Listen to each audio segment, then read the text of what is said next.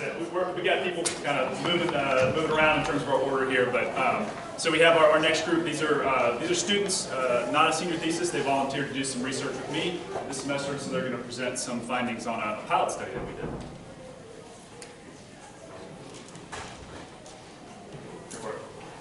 Hello, this is our presentation on the various effects of cold plunging on mood function and overall well-being. I'm Emma Tomco. I'm Arianna. And I'm Alex Kuczynski. This is just a brief outline of what we will be covering in our study today. So cold plunging has been very popular in the media, including Wim Hof, who is known as the Iceman, who goes into extreme cold and renounces the therapeutic properties of cold plunging. And Joe Rogan also often discusses the various effects of cold plunging on his popular podcast. The previous literature has suggested that cold therapy has been used even since ancient times and has various healing and therapeutic properties because of this. Hippocrates himself advocated for the use of cold therapy to heal fatigue and fever. Cold plunging also triggers the release of norepinephrine, which is associated with focus and attention, which are important cognitive properties, and it also triggers the release of dopamine and cortisol. Previous research has also found significant evidence that cold plunging, even for 2 to 5 minutes, can help improve mood, help with workout recovery, increase stress regulation, and also increase one's sense of well-being. The gaps in the literature are that most studies of brief cold water immersion have only used single-session measurements, which leaves questions as to the potential effects of repeated exposure and also the effects of adaptation or habituation. And most of these studies have also only measured the immediate effect right after plunging, which leaves questions as to what the more delayed impacts of cold exposure are. So the aims of this pilot study was to test a repeated cold water immersion protocol and measure self-reported impact on mood, energy, and state anxiety. The hypotheses are that participants will engage in the recommended plunge protocol with no adverse reactions, and that repeated cold plunging will be associated with an increase in subjective reports of well-being as well as lower state anxiety. The participants we used in the study were recruited from Wofford College faculty and staff, and they were aged between 36 and 56, with a 50% male and 50% female split, as well as a 50% faculty and 50% staff split. Our measures were a subjective report of mood and energy that ranged on a scale of 0 to 100, and a state trait anxiety inventory, which we used the state anxiety subscale, which contains 20 items, and participants responded on a 4-point scale and had scores ranging from 2 to 80. And state anxiety measures participants' anxiety right in that moment. For our procedure, we recruited our participants and then instructed them to go cold plunge 2 to 3 times a week between the hours of 8 a.m. and 11 a.m. for a span of 5 weeks. Participants chose between 2 cold tubs, and one was slightly colder than the other, and each tub was turned down to around 2 degrees each week. And then participants were emailed measures on days when they did cold plunge and days when they didn't cold plunge, and at the end of the 5-week study, we analyzed our data. Okay, so for our results, we have a graph of all of our participants labeled 1 through 6, and the average of the temperatures of the tub that they chose on each day, and the number of plunges that all of the participants participated in. So for energy, we found that participants had higher levels of energy on days that they plunged versus days that they didn't, and this was from a self-reported scale.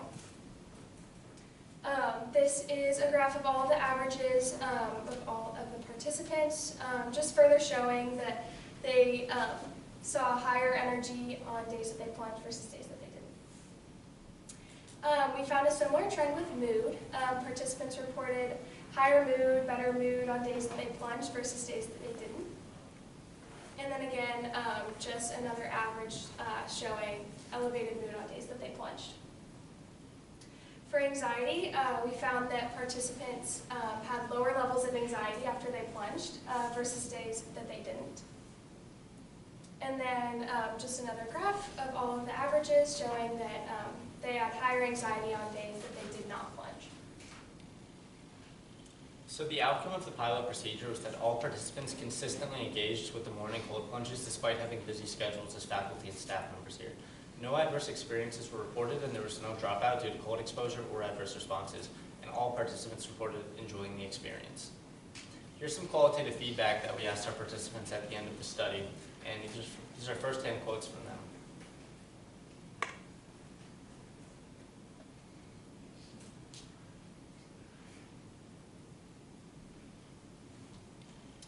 So in terms of self-report data, on average, participants reported improved mood on cold plunge days, improved energy on cold plunge days, and less stress and anxiety on cold plunge days. And all participants reported that they would recommend cold plunging to a friend and that they felt like cold plunging provided them with some sort of benefit. The limitations in this research are that we had a very small sample size, which was 6 people, and we also had no control group for comparison.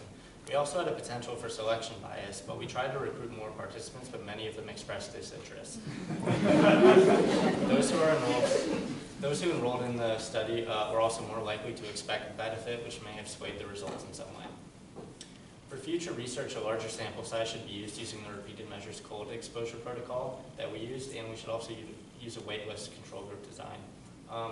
Another potential suggestion for future research is to include objective measures to examine against these subjective data, such as HRV, sweep data, and computerized tasks. Another potential possibility is to incentivize participants to get more people who would not otherwise participate.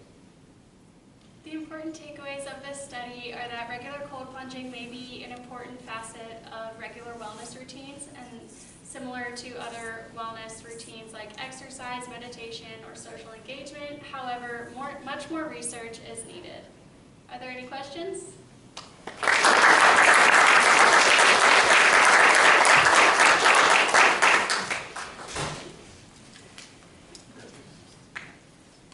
Hannah? Did y'all participate in cold plunge? We did not. It was only faculty and staff. But did you do it?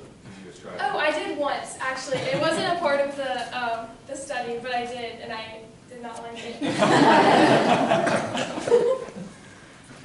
That was exactly what my question was going to be, that I think it's only fair that the researchers do it if they're going to ask participants.